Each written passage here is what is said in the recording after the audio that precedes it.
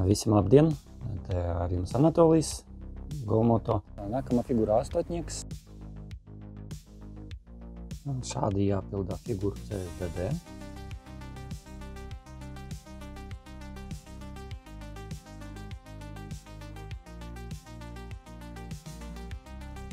Tātad nākamā figūra astotnieks, kad neieskaita figūru, tad, kad uzbraucam uz līnijas, iekšējas, ārējas, tāpēc arī labāk turēt priekšēju riepiņu apmēram pie līnijas, kad 10 cm pie ārējas līnijas.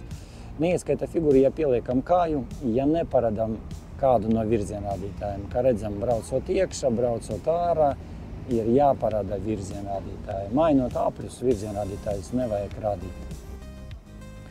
Šajā figūrā arī astotniekā arī nevajag daudz strādāt ar rokam, kaut ko iesturēt, piesturēt. Kā redzam, varat pat ar vienu pirkstiņu jāpildīt figūru. Tad pa šo figūru būs viss. Vēlreiz bišķi ieguldam, kur pat neko nevajag darīt, kur ar vienu pirkstiņu. Mums nevajag pieķerties pie tās stūres.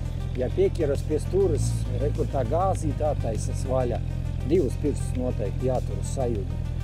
Citreiz kursanti trenējas šādi. Un pats pēdējais, pats svarīgākais ir skatiens. Skatāmies daži metri uz priekšu. Paldies par uzmanību visiem. Čau! Atā!